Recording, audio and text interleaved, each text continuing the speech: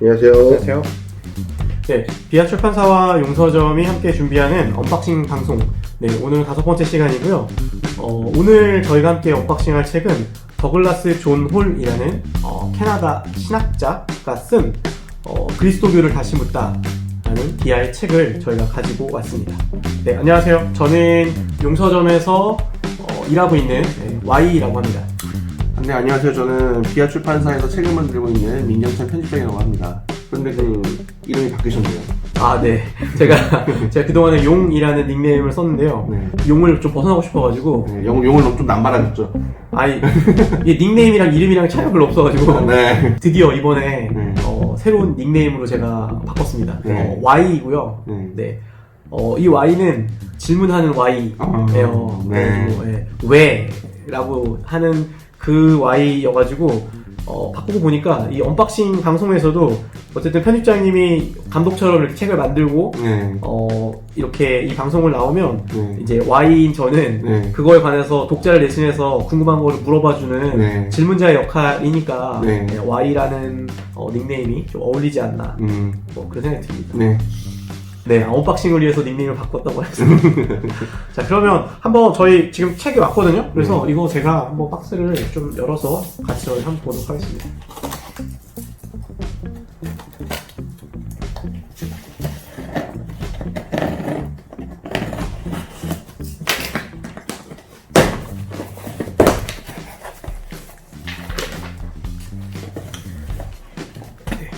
이번에 좀 유통이 빨리 돼서 아마 온라인으로 좀 빨리 올라온 것 같더라고요. 네. 그래서 아마 지금쯤이면 이 영상이 올라갈 때쯤이면 이미 책을 받아서 보고 계신 분도 있을 것 같아요. 네. 그래서 저희가 한 권씩 같이 나눠보겠습니다. 네. 네, 제가 잠깐 책 방금 꺼내서 잠깐 좀 살펴보는 동안 네. 편집장님께서 한번 기본적인 이 책에 대한 맥락 소개를 잠깐 하고 계십니다. 더글라스, 이 책 그리스도교를 다시 묻다는 그 부제는 부정신학의 눈으로 바라본 그리스도교고, 원제는 What Christianity is not 이라고 할 수 있습니다. 그러니까 원제를 직역하자면 그리스도교는 무엇이 아닌가. 이 책이 나온 시리즈는 제안들 시리즈인데, 제가 기획하는 의도로는 첫 번째 책, 제안들의 시리즈의 첫 번째 책인 그리스도교 신앙을 말하다의 후속작? 일종의 그런 의도로 생각을 했어요. 그러니까 그리스도교 신앙을 말하다가 마커스 보가 이제 그리스도교 신앙의 핵심적인 요소들을 약간 긍정하는 방식으로, 뭐 기존에 여러 가지 기본 단어들, 뭐 사랑, 죄, 뭐 이런 것들이 원래 의미가 무엇이냐. 그러니까 재서술하는 그런 느낌도 있나요? 그렇죠. 네, 다시 정의하는? 네. 정의하는, 그래서 어쨌든 그래도 긍정하는 방식으로 쓰였다면, 이 책은 그런 것들을 전부 다 다시 한번 또 문제시하는 방식. 그리스도교가 무엇은 아니다. 이런 식으로 해보고 하는 역할이 있어가지고 서로 상보적인 역할이 될 수 있을 것 같아서 이 책을 내게 됐습니다. 네. 그러게요. 이 제안들에서 신학을 다시 묻다? 네. 후카이 토모야키? 네. 일본 신학자 소개했던 것도 있었고. 네. 네. 개인적으로 나중에 막 아프리카 신학자 이런 것도 좀 소개하면 되게 재밌을 것 같기도 해요. 네. 남아프리카 공화국에도 신학교 있잖아요. 그렇죠. 네. 네. 그런데 저희가 이 제안들 시리즈가 근본적인 목표가 현대 신학의 다채로운 어떤 시도들을 소개하고 있는 거거든요. 그리고 뭐 예민하신 분들은 알겠지만 다시 묻다. 약간 그렇죠. 이런 제목을 많이 택하고 있어요. 그래서 기존의 어떤 신학 담론들을 한 번 더 생각할 수 있게 해주는 그런 책들을 저희가 골라가지고 현대 신학이 어떤 식으로 지금 전개가 되고 있는지 가늠할 수 있도록 도움을 드리는 책들을 내기 때문에 저의 바람으로는 가능하기만 하다면 어떤 그런 다양한, 그러니까 뭐 일단은 목표로는 뭐 프랑스라든지 이탈리아라든지 뭐 독일, 남미 쪽도. 그렇죠. 남미 쪽도 할 수 있으면 주로 뭐 하면 좋고, 그러니까 가급적이면 굉장히 좀 다양한 국가, 그리고 다양한 신학, 다양한 장르의 책을 이 시리즈를 통해서 좀 소개할 기획을 갖고 있습니다. 그럼 이제 첫 번째로 외형 관련된 거를 좀 같이 볼 텐데, 제안들 시리즈는 약간 통일된 형태로 디자인하고 있죠. 그렇죠. 그래서 보시면 앞에 약간 요 문양 들어가는 게 하나 있고, 요 문양이 뒤에도 있고, 요 책 등에도 있고, 그리고 요 문양은 직접 만드시는 건가요? 그렇죠. 약간 비아 문고가 그렇듯이 일종의 패턴으로 저희가 표현을 하고 있는데, 기본적으로 책의 어떤 핵심 문제의식을 좀 좀 단순한 패턴으로 형상화해서 표현을 하려고 노력을 하고 있습니다. 얘는 무슨 뜻이에요, 그러면? 여기 지금 표현한 거는? 결국에는 이 책의 그 핵심적인 문제의식은 그리스도교 신앙의 핵심은 무엇이고 핵심이 아닌 것이 무엇인가라는 건데, 이 책을 보면 여기는 여백이 있고 일종의 저는 이게 약간 그 껍데기라고 생각을 했어요. 네. 가운데 여기 중심이 있고? 그게 중심이 있고 그 안에 또 약간 여백이 있고 네, 그 속에 뭔가 이런 역사적인 변동 속에서 형성된 틀이 있는데, 약간 이게 무슨 흐름 같기도 하네요. 그쵸. 네, 그 역사 속에서 역사 속에서 계속 뭔가가 형성돼서 있는데 그것들을 하나씩 전부 다 의문시한다. 그런 의도를 가지고 이제 패턴을 좀 만들어 봤습니다. 모름지기 이제 비하의 애독자라 하면 이런 종이의 사용, 종이의 질, 이런 디테일에 대한 부분까지도 좀 이렇게 생각하면서 보면 재미가 있을 것 같아요. 이게 진짜 시리즈마다 다 달라가지고. 네. 그죠? 네. 지금 그동안의 제안들에서 어떤 흐름으로 지금 나오고 있는지 좀 독자로서 궁금하긴 하거든요. 기본적으로 갖고 있는 거는 그 신학의 어떤 기본 그 그리스도교 신앙의 어떤 여러 가지 요소들을 다시 성찰할 수 있게 해주는 책들을 고르고 있고, 뭐 그리스도교 신앙을 말하다 같은 그쵸. 경우에는 여태까지 어쨌든 우리가 알고 있는 좀 보수적인 신앙과는 다른 조금 진보적이거나 혹은 아니면 좀 더 현대적인 그런 신앙의 대표로 어떤 그리스도 신앙을 다시 정의한다면 어떻게 될까? 그리고 신앙을 다시 묻는 같은 경우에는 서구 사회가 아닌 아시아권에서 그리고 세속화된 사회에서 그리스도의 신학의 가치를 묻는다면 무슨 의미가 있을까? 이런 식으로 질문 한 번, 어떤 기존의 어떤 방식에 물음표 한 번을 더 던지는 책들이라고 할 수 있어요. 그래서 이게 비아가 어쨌든 시리즈별로 책들을 쭉 내고 있다 보니까 네. 개인적으로 가장 애정하는 시리즈는 제안들이에요. 그리고 개인적으로 확장성이 제일 크다고 보여져가지고 이거는 기독교 내에서만이 아니라 오히려 기독교와 또 종교와 다른 아까 말한 분과라던가 그래서 개인적으로 굉장히 애정하는 시리즈이기도 합니다. 이 시리즈의 특징이라면 현대성이에요. 네, 그러니까는 지금 당대에 지금 어떤 시도들이 일어나고 있는가, 그리고 어떤 그 그리스도라는 일단 알맹이가 있다면, 이거를 이쪽 각도에서 보고 저쪽 각도에서 보고 이런 거기 때문에, 당대성과 참신성, 이 두 가지 키워드를 가지고 저희가 이 책에 그 선정될 책들을 고르기 때문에, 좀 그런 부분에서 좀 흥미를 많이 갖고 계신 신학생분들이나 독자분들은 이 시리즈에 대한 애정이 크지 않을까. 네, 그래서 저희가 이제 그 내용에 대한 이야기를 좀 나눠볼 텐데, 일단 제일 먼저 눈에 띄는 거는 이 사람이 캐나다 사람이라는 건데, 기본적으로 영미권, 어쨌든 영어권 국가는 어쨌든 기독교가 굉장히 강한 영향을 미치고 있는 국가로 시작했다. 그거는 이제 모든 공통점인 것 같아요. 캐나다는 특히 1900년대 초반을 계기로 해가지고 교회끼리 서로 연합을 하려는 운동이 크게 일어납니다. 그 당시에 그래도 비교적 가장 많은 인구를 차지하던 감리교와 장로교와 침례교가 연합을 해요. 그래서 캐나다 연합교회가 태어납니다. 합쳐버린 건가요? 그쵸. 현재 제가 알기로는 캐나다에서 가장 많은 그 인구 교인 수를 차지하는 그게 또 하나의 교단인가요, 그럼? 그쵸. 연합된 교단? 연합된 교단인 거죠. 대표적으로 제가 보기에는 캐나다는 가톨릭, 그다음 캐나다 성공회, 근데 캐나다 성공회 또 캐나다 연합교회랑 많이 교류를 한 것 같더라고요. 캐나다 연합교회, 요 세 개로 크게 이루어져 있다고 하시면 되는 것 같습니다. 그렇구나. 네. 좀 특이하네요. 그런 연합의 형태가 있다는 게. 네. 그 연합의 맥락 같은 게 있는 거예요? 왜 그렇게 연합을 한 거예요? 그 2차 세계대전 때, 그 2차 세계대전 이후의 그 전쟁에 대한 반성?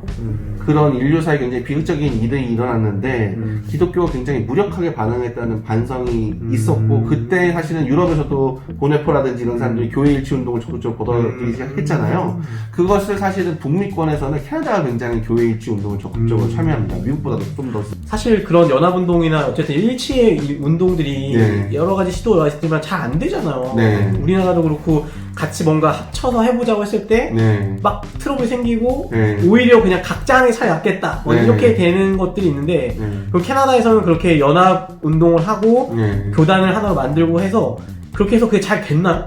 네, 결과적으로는 지금 연합교회가 이어져 내려오는데 문제는 그 내부가 아니라 그 자체가 그냥 기독교의 힘 자체가 좋은 말로는 어떻게 보면 그런 연합교회가 벌인 운동이 성공적이어서 많이 바뀌었어 세상이. 네, 세상이 많이 바뀌었죠. 기독교의 가치를 따라서 많이 잘 적용이 됐어. 그렇죠. 기독교 가치와 또 세속에서 주장하는 어떤 인문주의적 가치가 잘 타협을 해가지고 천국이 됐어. 네, 지루한 천국이 된 거죠. 근데 갑자기 이제 그럼 역설적으로 교인들도 많이 떠나나오고 그러면 이제 우리가 남는 건 해낼 거 뭐냐? 이런 큰 질문이 나오게 된 거예요. 그런 반성, 그런 움직임에 여태까지 평생을 못 바쳐온 사람이 그렇다면은 이렇게 된 마당에 그리스도교의 정말 핵심이란 건 뭘까? 하고 자기 생애 마지막 치고낸 게 바로 이 그리스도교를 다시 묻다 라고 할 수 있습니다. 저희가 낯선 저자 아니면 낯선 나라에서의 책이 나왔을 때 독자 입장에서 제일 궁금한 건 그런 것 같아요. 그러니까 이 저자가 어느 급이냐. 그러니까 이 저자는 보니까 지금 1920년대 생인데 이 저자가 갖는 어떤 위치, 특징, 그리고 이 저자는 누구의 라인이냐, 뭐 이런 것들이 있어야 독자들도 아, 이 책을 쓴 저자가 이런 사람이구나 할 수 있을 것 같긴 해요. 여러분들이 제가 보기에 캐나다 하면은 신학자를 딱 2명 정도 기억해둘 필요가 있는 것 같아요. 하나는 가톨릭에서 버나드 로너간이라는 신학자가 있습니다. 20세기에 어쨌든 그 신학사에서 굉장히 독특한 또 섬 하나를 구축한 사람.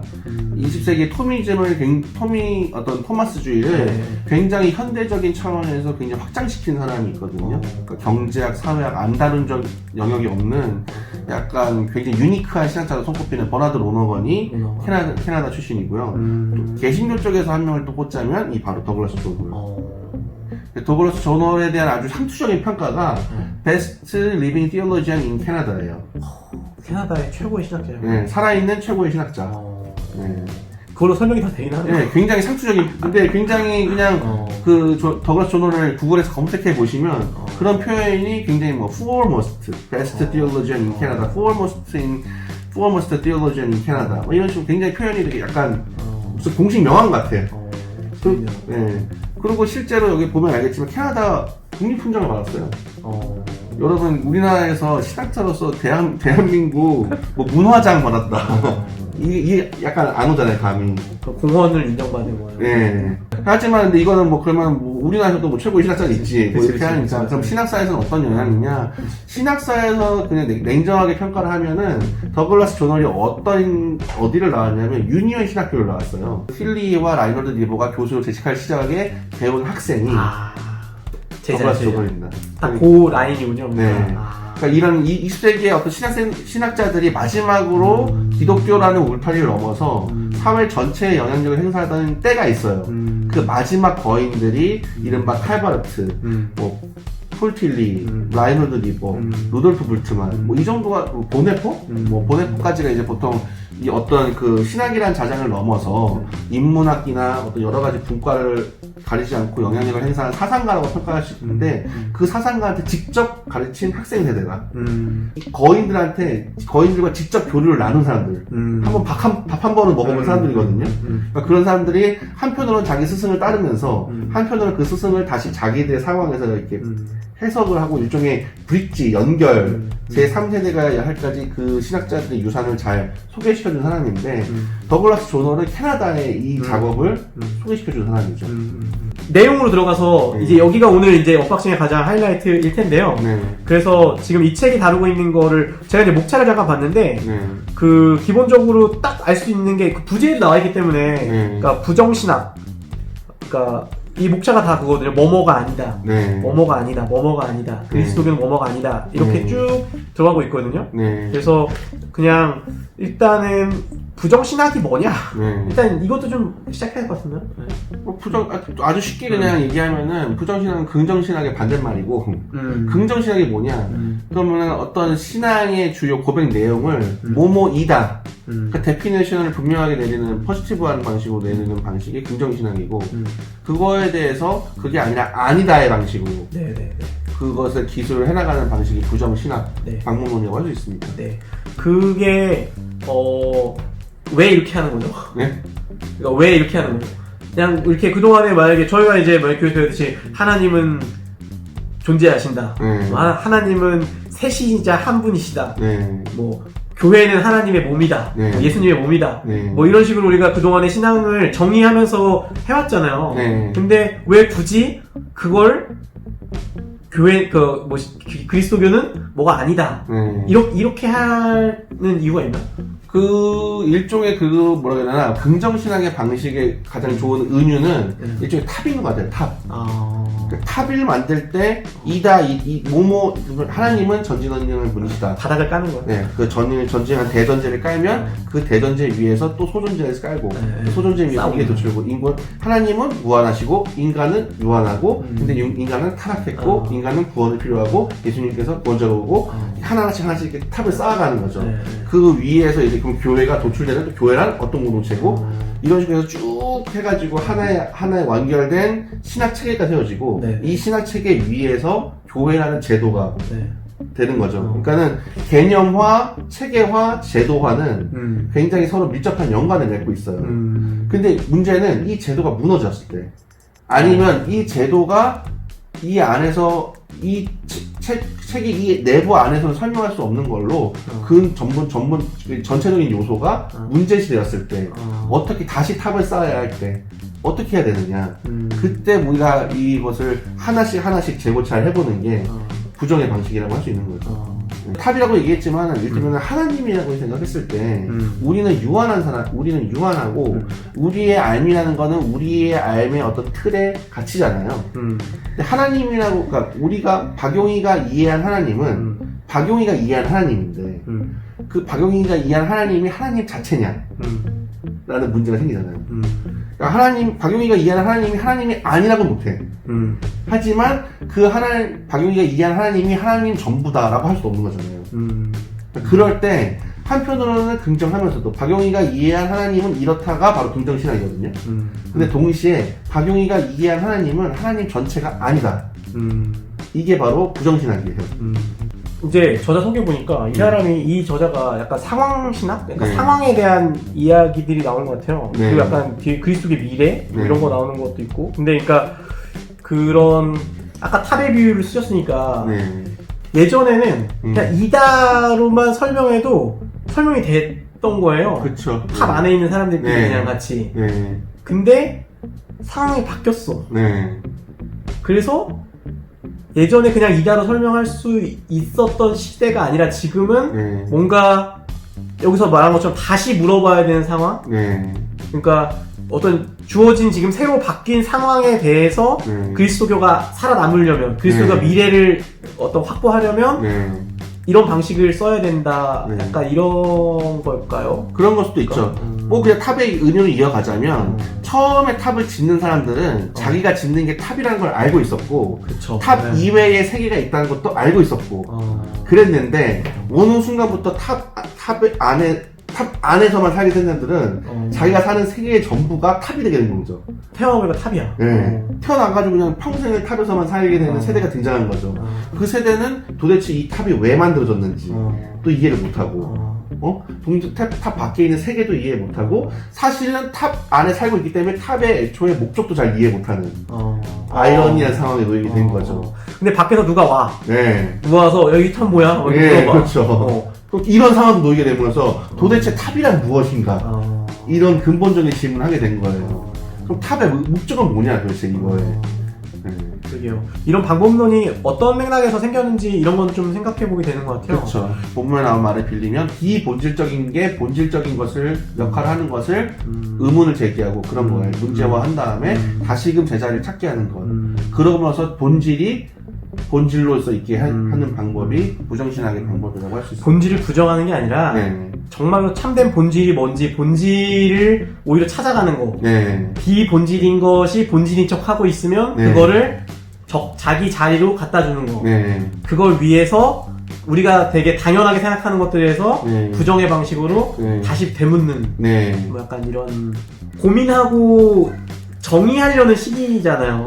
다시. 근데 이때에 사실은 필요한 게 이런 부정의 방식의 질문들도 사실은 필요할 수 있을 것 같아요. 이때야말로 뭔가 흔들리고 있을 때 과연 그러면 우리가 예전에 이렇게 했던 게 이게 기독교의 본질이 맞아?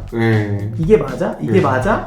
이 작업을 통해서 새로 뭔가를 세우거나 네. 새로운 작업을 할 때 선행되어야 될 일이 그렇죠. 지금 당장 답을 빨리 내는 게 아니라 네. 사실은 이런 질문으로 돌아가서 그렇죠. 탑을 사실 흔들린 김에 한번 이렇게 좀 그렇죠. 정지 작업부터 다시 하는 거죠. 근본적으로 땅 터의 어떤 그 요소부터 그러니까 애초에 기반이 좀 흔들렸기 때문에 기반이 약했기 때문에 무너진 것은 아니냐. 그렇죠. 아니면은 진짜 뭐 그러니까 반석 위에 세워야 되는데 모래 위에 세워서 그런 건 아닌가. 지금 근본적으로 검토해볼 필요가 있는 거죠. 그러면 이제 저희가 마지막으로 그 편집장님이 이 책을 이제 궁금해하는 독자들을 위해서 이 책의 한방 좀 한번 인용해서 한 부분을 읽어주시면 좋을 것 같습니다. 사실은 이 책은 좀 인상적인 부분도 많고 은연중에 되게 좀 회고적인 기록도 있고 그래서 좀 여러 가지에 따라서 좀 이 책의 한방이 달라질 수 있는데 저희는 여태까지 좀 이야기한 바에 맞춰가지고 제가 좀 더 이 책이 하고자 하는 얘기를 좀 잘 들려주는 문장을 꼽아봤습니다. 38페이지에 나오는 부분인데요. 진실로 그리스도교란 무엇인가? 반세기가 넘게 이 질문에 대한 긍정적인 답을 얻기 위해 노력한 사람으로서 나는 이 질문에 모두가 만족할 만한 답을 내리기란 사실상 불가능한 일임을 안다. 하지만 그리스도교가 무엇이 아닌지는 말할 수 있을 것 같다. 대상을 무엇이라고 정의하는 것은 무엇이 아니라고 정의하는 것보다 늘 어려운 법이다. 그 대상이 유기적이고 움직이며 변화하고 역사적인 실제인 경우에는 더더욱 그러하다. 물론 우리는 그 대상이 무엇이 아닌지를 명시하기 위해서라도 잠정적으로나마 그리고 직관을 발휘하여 그 대상이 어느 정도 통합되어 있다고 가정해야 한다. 그러한 방식으로나마 대상이 아닌 것을 대상의 중심부에서 제거해 낸다면, 그렇게 해서 공간을 남겨둔다면 대상은 자신의 중심, 물 자체가 있는 곳에서 자신을 스스로 입증하거나 혹은 같은 말로 달리 표현하면 그 형언할 수 없는 신비 가운데 우리에게 다가올지도 모른다. 하느님의 말씀을 겸손하게 다가가고 그 말씀에 대한 우리의 증언에 세심한 관심을 기울인다면, 진리의 말씀을 올바르게 분별한다면, 그리하여 중심의 공간을 비운다면 우리가 정확하고 명확하게 정의할 수 없는 그 거룩한 여백을 성령께서 채워주실 것이다. 이것이야말로 이 책의 목적이다. 제 닉네임이 이제 Y로 바꿨는데요. 네. 한국은 약간 뭔가를 이렇게 왜라는 거, 질문하는 거, 당연히 이건데 굳이 질문하는 걸 별로 이렇게 권장하지 않는 것 같아요. 네. 따르는 걸 원한다고 해야 될까요? 네. 그런데 사실은 지금 뭐 코로나 이후에 굉장히 우리가 당연하게 생각했던 것들이 다시 막 흔들리고 있는 이 시절에 이 책을 통해서 어떤 이런 부정신학의 방법, 네. 질문하는 것, 네.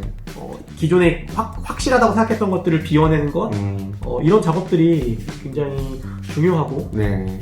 필요한 게 아닌가. 네. 저는 좀 Y님의 다시 말을 이어서 조금 제 식으로 바꾸자면 우리는 사실은 답을 내리는 것도 되게 어려운 법인 거지만 사실은 인간이 굉장히 우리가 공부를 할 때 그리고 책을 읽을 때 굉장히 중요한 것이 좋은 질문을 던지는 법인 것 같아요. 사실은 뭐 자신이 많은 경우에 질문을 던질 때는 애초에 그 사람을 깔아뭉개기 위한 걸로 아니면 그 사람에 대한 불신에서 그렇죠. 그 사람에 대한 어떤 고가운 마음에서 근데 그것이 아니라 정말 정직한 지적 어떤 갈망에 대한 그 사람을 알고자 하는 갈망 대상에 대한 진정한 관심에 대해서 갈망이 나오는 질문을 던지려면 어떻게 해야 되는가 사실 그것도 어떻게 보면 저는 훈련이 좀 필요하다고 생각을 하거든요. 또 자기 자신에 대해 정직하게 해야 되고 그런 것들을 좀 어떤 좋은 하나의 좋은 샘플로도 이 책은 좀 좋은 책이라고 할 수 있지 않을까. 네, 저희 이렇게 해서 오늘 언박싱 5번째 방송을 진행했고요. 네. 편집장님께서 마지막에 말한 것처럼 이 책을 통해서 많은 독자분들이 좋은 질문을 할 수 있는 특별히 그리스도교 본질을 향한 질문을 할 수 있으면 참 좋을 것 같습니다. 네, 저희 그럼 오늘 이제 여기까지 하고요. 다음에 6번째 또 책으로 다시 인사드리도록 하겠습니다. 네, 시청해주셔서 감사합니다. 감사합니다.